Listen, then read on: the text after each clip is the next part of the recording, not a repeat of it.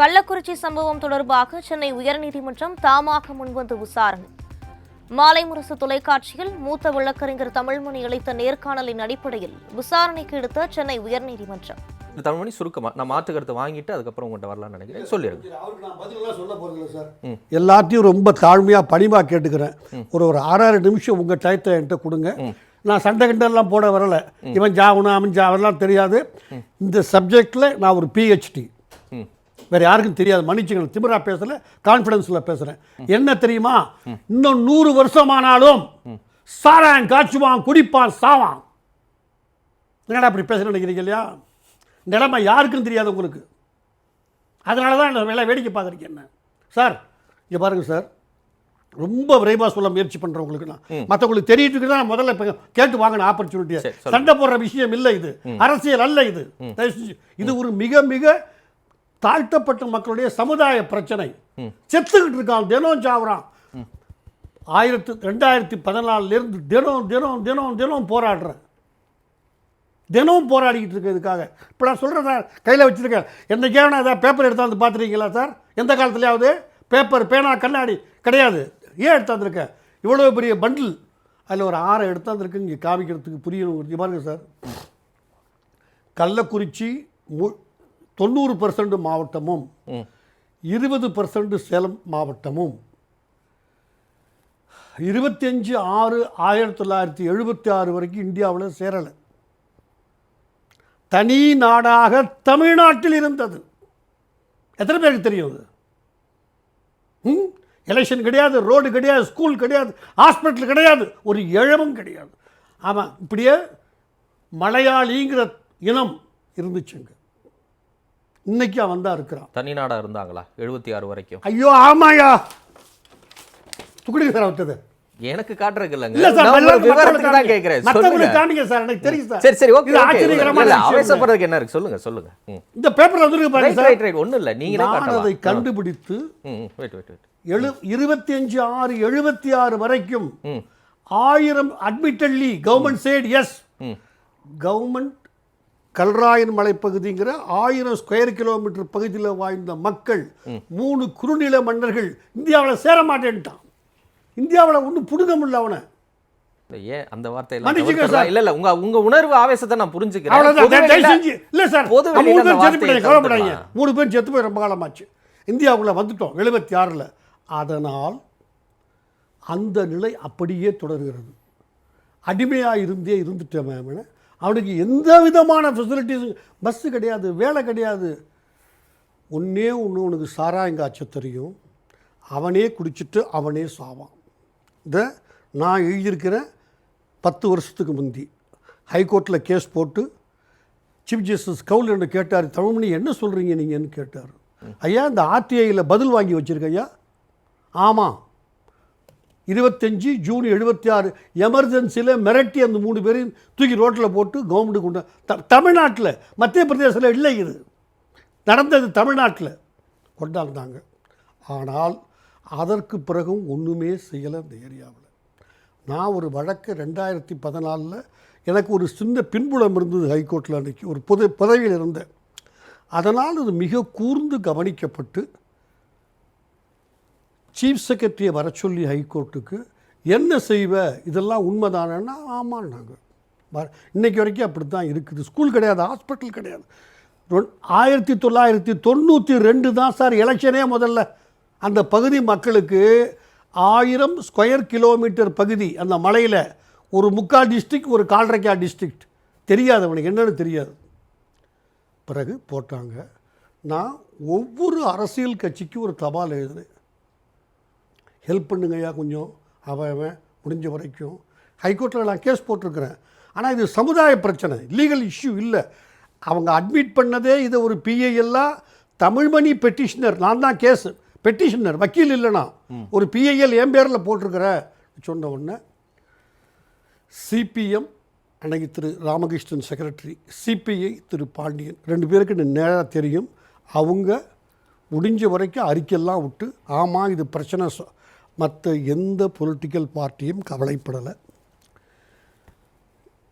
24/11/2016 case பெண்டிங்காக தான் இருக்குது, நீங்கள் புரிஞ்சுக்கணும். ஓகே, டேட் வேணால் நோட் பண்ணிக்கிங்க, என்கிட்ட கையில் இருக்கு, வச்சுருக்கேன்.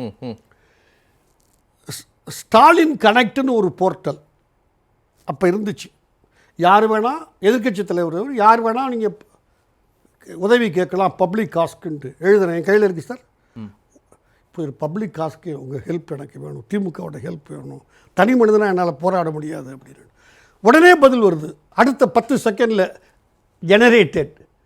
பொது காரியத்துக்கு உதவி வேணுமா? அல்வா சாப்பிட்ற மாதிரி இந்த இருக்கட காமிக்கிறேன் உங்கள்கிட்ட. நான் இப்போ அல்வா சாப்பிட்ற மாதிரி இன்னும் 2 நிமிஷத்தில் எங்கள் டீம் உங்கள் கூட பேசும். இன்றைக்கி வரைக்கும் ஒரு டீமே என்கிட்ட பேசலை. அவங்க கட்சிக்காரே ஒருத்தர் காமிச்சு பெரிய மனுஷன் கேட்டேன், சார் இதெல்லாம் நீங்கள் சீரியஸாக எடுத்துக்கலாமா? நான் நம்புகிற கடவுள் மேலே சத்தியமாக நடந்தது இது, தயவு செஞ்சு புரிஞ்சுக்கோங்க. சரி, நான் அதோட விடலை சார். போராடி கீராடி என்னென்னவோ பண்ணி ரோடே இல்லாத இடத்துக்கெல்லாம் கையில் ரோடு அங்கே போட முடியாது சார், ஏன்னா எல்லாம் ஃபாரஸ்ட்டு, சென்ட்ரல் கவர்மெண்ட் பர்மிஷன் வேணும், லோக்கல் கவர்மெண்ட்டுக்கு பவர் கிடையாது சார். நான் பட்ட கஷ்டத்தெல்லாம் நான் சொன்னேன், நான் அழுதுடுவேன். இப்போ நான் அழ விரும்பலை. ஒரு பப்ளிக் டிபேட்டில் அவ்வளவு கஷ்டப்பட்டு, ஏன்னா செத்துருவான் போல் இருக்குது லட்சக்கணக்கான பேர், வேறு ஒன்றுமே தெரியாது அவனுக்கு. பொம்பளை எல்லா பொம்பளையும் சாராக குடிப்பாங்க. அவன் என்ன சார் சார் ஒரு இண்டஸ்ட்ரி கிடையாது, ஒரு எந்த விதமான விவசாயம் பண்ண முடியாத இடத்துல அப்படி மாட்டிக்கிட்டான் அவன். குளிர், பாம்பு கடிச்சு செத்து போயிடுவான், அதை மாதிரி வாழ்க்கை சார். தயவுசெய்து என் கூட வாங்க, நான் கூட்டு போகிறேன் சொந்த செலவோட.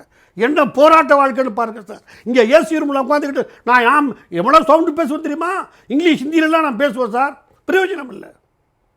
அவ்வளவு செய்து கஷ்டப்பட்டு எல்லா இடத்துக்கும் ரோடு போட்டேன் சார். நான் இன்றைக்கி சொல்கிறேன் சார், திமிரில் சொல்லலை சார். நான் இன்னும் 1000 வருஷம் கழிச்சு அவனாவது மனசாட்சியோட கள்ளக்குறிச்சி மாவட்டத்தை சேலத்தை பற்றி ஒரு குறிப்பு எழுதுனான்னா தமிழ்மணிங்கிற பேர் இல்லாமல் அவன் எழுதுனான், அவன் அயோக்கியம் சார்.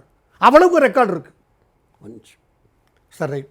அப்பா சிவி சண்முகம் அவர் போய் பார்த்தேன், மந்திரி அவர். அந்த விழுப்புரம் மாவட்டத்து அன்னைக்கு இது விழுப்புரமாக இருந்து அப்புறம் தான் சார் கள்ளக்குறிச்சி வந்துச்சு. அதுக்கு மேலே சவுத்தர்காடு மனு கொடுத்தேன். எனக்கு என்ன நல்லா தெரியுது அவருக்கு, எனக்கு பழக்கம் கிடையாது.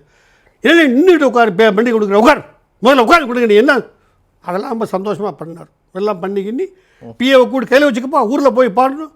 என்ன கேட்டேன், ரோடு போட்டேன் சார், ரொம்ப கஷ்டப்பட்டு போட்டிருக்கேன் சார். நானும் பஸ்ஸு போனாதான் சார் அது ரோடாக இருக்கும், இல்லை ரோட்டை வெட்டிடுவான். ஏன் ரோட்டை வெட்டுறான் தெரியுமா சார்? போலீஸ் வந்துடக்கூடாது, சாராயம் காய்ச்சலாம் வெட்டுறான் சார் ரோட்டை. இந்த சீட்டாடுறவன் லைட் அடித்து திரள் லைட்டை உடச்சிடுவான், இருட்டாக இருக்கணும்னு அதை மாதிரி செய்கிறாங்க. சொன்னேன் அவர்கிட்ட, எதை செஞ்சு ஏதாவது செய்யுங்க சார். உங்கள் மாவட்டம் வந்து அவர்லாம் ரொம்ப அன்பாக தான் பேசினார். 10 பைசாவுக்கு பிரயோஜனம் இல்லை. திருப்பி அந்த ரோடு பூரா வீணாக போயிடுச்சு. என்னால் ஆனால் எல்லாத்தையும் செய்துட்டேன் சார். அவன் சாராயம் தான் சார் காய்ச்சுவான். என்ன செய்யலாம் பண்ணுனா அவன் தப்பிச்சுக்குவாங்கிறது அடுத்த ரவுண்டில் சொல்கிறேன். யாரையும் மேலே வருத்தப்படாங்க, கொஞ்சம் உணர்ச்சி வசப்பட்டதோ, ஏன்னா உணர்வுகளை புரிஞ்சு அதனால நான் எந்த குறுக்கீடும் பண்ணல. இல்லைதான் அந்த இடத்துக்கு அதுக்காகத்தான் சார், அவனுக்கு ஹெல்ப் பண்ணணுங்கிறதுக்காக தான் வீடு வாங்கிக்கிட்டு போனேன். அந்த வீடு வாங்கக்குள்ள ஆக்சிடெண்ட்டு, நான் கால் ஒடிஞ்சு நொண்டி ஆகிட்டேன். எங்கள் அம்மா இறந்துட்டாங்க, என் மாமியார் இறந்துட்டாங்க, என் மனைவி கழுத்து ஒடிஞ்சு கழுத்து இல்லாமல் இருக்கிறான். இவனுக்கு ஹெல்ப் பண்ண போனதுனால தான் சார் இன்றைக்கி வரைக்கும் என்னால் பண்ண முடியல. சிபிஐ சிபிஎம் அவங்களால முடிஞ்சதை செய்தாங்க. வேறு எந்த கட்சியும் நிமிந்து கூட பார்க்க தயாரில்லை. இன்றைக்கி ஒருத்தர் கூட பேர் சொன்னார், பேசினார் டிவியில். அப்பாவுக்கு பிள்ளை இப்போ பிரசிடெண்ட் அவர் கட்சிக்கு. பாலு என்னுடைய ரொம்ப நெருங்கிய நண்பர். இதை கொடுத்து பாலு இங்கே போகிற பாலு அறிக்கை விட சொல்லு பாலு, ஏதாவது அறிக்கை. 10 நாள் கழித்து பாலு கேட்டேன், பாலு மேலே வருத்தம் இல்லை சார், என்னுடைய நெருங்கிய நண்பன், உயிர் காப்பான் தோவன், பாமக பாலு. ஆனால் இது எப்படி சார் சால்வ் பண்ணுங்க? அவனுக்கு சோத்துக்கு வழியே இல்லை, என்ன செய்வான்? அவன் பண்ணி சாப்பிட்றான், 18 பேர் ஒரு பண்ணியை சாப்பிட்றான். வாங்க, யார் ஆசைப்பட்டாலும் வாங்க, என் காசில் அழைச்சிட்டு போய் என் காரில் காமிக்கிறேன் உங்களுக்கு. அதை சாராயத்தை அவன் சாராயம் வந்து வேறு எதுக்கும் குடிக்கல சார். வேறு ஒன்றுமே என்டர்டெயின் கிடையாது, ஃபேக்ட்ரி கிடையாது, விவசாயம் கிடையாது, பள்ளிக்கூடம் கிடையாது. அவன் என்ன சார் செய்வான்?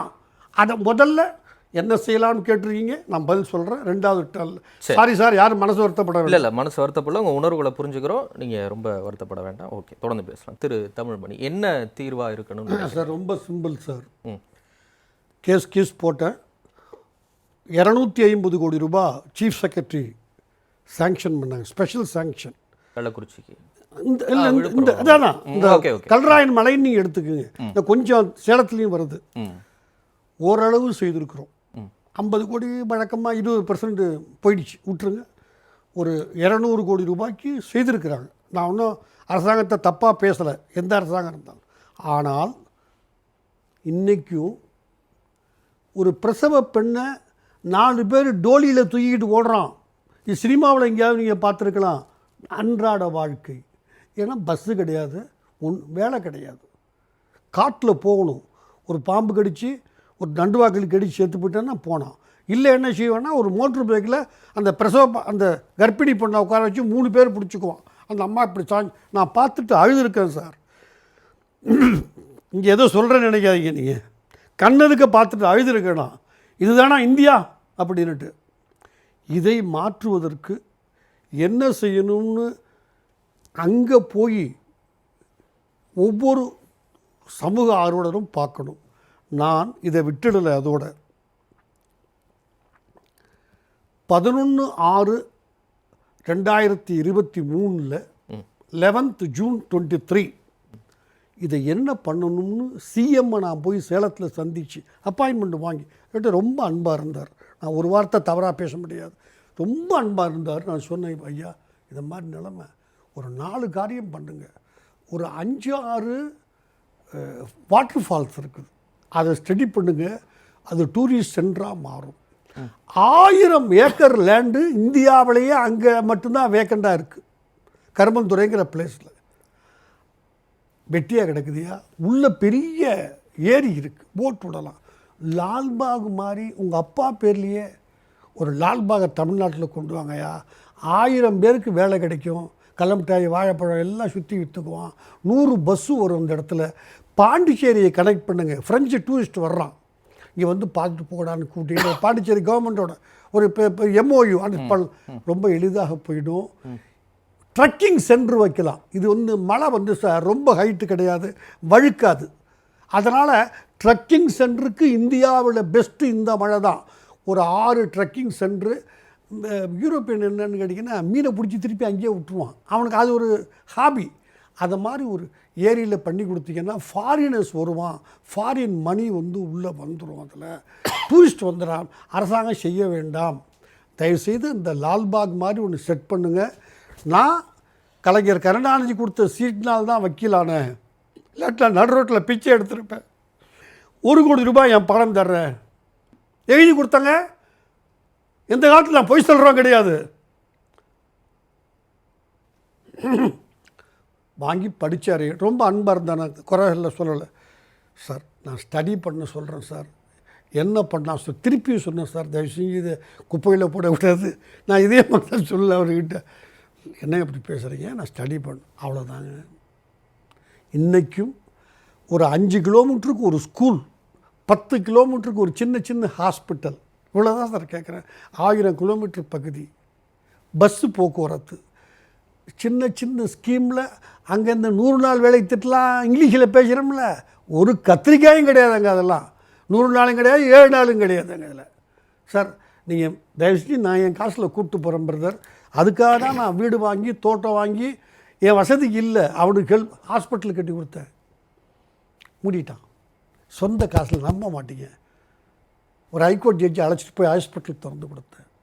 பல வசதிகள் பண்ணி நான் எவ்வளோ சொல்ல வேணாம். அவங்ககிட்ட அவ்வளோ செலவாச்சுக்கிறதெல்லாம் வேண்டாம். என்னுடைய சொந்த எத்தனை தம்பட்டை அடிச்சுக்கலை. சின்ன சின்ன விஷயங்கள். இப்போ ஒரு நீதிபதியை போட்டிருக்காங்களே, என்னுடைய வகுப்பு தோழர், நெருங்கிய நண்பர், உட்காந்துக்கிட்டு ஏர் கண்டிஷன் ரூமில் எழுதக்கூடாது. அவர் அந்த பகுதியில் கல்ராய் நுழையில் ஒவ்வொரு கிராமத்துக்கும் போய் என்ன தேவைன்னு பார்க்கணும். ஒரு மந்திரி அதுக்காக அலாட் பண்ணி பார்க்க சொல்லுங்கள். ஒரு 5000 பேருக்கு வேலை அங்கேயே ஜெனரேட் பண்ண முடியும். அரசாங்கத்துக்கு இந்த ஒரு ரிசார்ட் லால்பாக் மாதிரி கட்டி எல்லாம் வச்சு பிரைவேட்டுக்கிட்ட விட்டா அவன் 10 லட்ச ரூபா கொடுப்பான் அரசாங்கத்துக்கு வாடகையா மாதம். அரசாங்கம் செலவே பண்ண வேணாம். ஒரு டெண்டர் கால்ஃபார் பண்ணி சார், எப்போ இதெல்லாம் செய்யுங்கடா, நாங்கள் இந்த 1000 ஏக்கரில் உங்கள்கிட்ட நாங்கள் ஒரு 100 ஏக்கர் ஒப்படைக்கிறோம்டா, நீ பண்ணிக்கிடா, இந்த உள்ளே ஏரி இருக்குது, டீப்பன் பண்ணுறா, இது விட்றான்னு சொல்லி இது மாதிரி அதே மாதிரி ட்ரெக்கிங் சென்ட்ரு, அதே மாதிரி water falls, 6 sir beautiful place brother. Water falls அதை கொஞ்சம் குளிக்கிற மாதிரி, நிற்கிற மாதிரி, ஏறுற மாதிரி, இறங்குற மாதிரி செய்து கொடுத்துட்டா பிரதர். அவன் அது ஜெனரேட் பண்ணும். ஒரு ஆள் குளிக்கிறதுக்கு 5 ரூபா, புரியுதா உங்களுக்கு, கொடுக்கலாம். பிரான்ஸு தேசத்து ஆட்கள் பூரா காசோடு வர்றான் பாண்டிச்சேரிக்கு. பாண்டிச்சேரியிலேருந்து 1.5 மணி நேரம் தான். அதை மாதிரி ஏதாவது செய்தால் உண்டே தவிர மற்றபடி. நான் திரு எடப்பாடியும் கேட்டேன், சொன்னார், வக்கீலே நான் எதிர்க்கட்சியில் இருக்கிறேன், எத்தனை இடத்துல கிளியரன்ஸ் வாங்கணும் தெரியுமா உங்களுக்கு, என்னால் என்ன செய்ய முடியும்னு நான் கேட்குறீங்க. நான் கேட்டது இப்போ செப்டம்பர் 23 அவரை கேட்டேன். அது நியாயம், நான் விட்டுட்டேன். என்னால் ஆன யார் காலில் வேணால் விழ தயாராக இருக்கிறேன். நான் சாக விடாதீங்க சார். சார் இது உண்மையிலேயே ஒரு சாமானியனுடைய அரசுங்கிறது எனக்கு எந்த சந்தேகமும் இல்லை. பொலிட்டிக்கல் கிரிட்டிசைஸை நான் பண்ணுவேன். 71 வயசு, தயவுசெய்து நான் சாவறதுக்குள்ளேயாவது அவன் சௌரியமாக இருக்கிற மாதிரி ஏதாவது பண்ணுங்கள் சார். கண்டிப்பாக நடக்குங்க, கவலைப்படாதீங்க. உங்கள் நம்பிக்கைக்கு நல்விடை கிடைக்கும்னு நினைக்கிறேன். இன்றைய நெற்றிக்கண் நிகழ்ச்சி அமர்வு அரசியல் கருத்து மோதலாக இல்லாமல் தத்தமது அரசியல் நிலைப்பாடுகளை கடந்து எல்லாரும் ஆக்கப்பூர்வமான விஷயங்களை முன் வச்சிருக்கிறீங்க. ஒரு கருத்தியல் ரீதியிலான ஒரு புரிதலை ஏற்படுத்தக்கூடிய ஒரு அமர்வாகவும் இது அமைஞ்சுது. திரு தமிழ்மணி பல இடங்களில் கண்கலங்கி தன்னுடைய உணர்வுகளை வெளிப்படுத்தினார். பார்க்கலாம், நிச்சயம் அந்த மக்களுக்கு ஒரு நல்லது நடக்கும்ன்ற ஒரு நம்பிக்கையோடு இந்த அமர்வை நிறைவு செய்கிறேன்.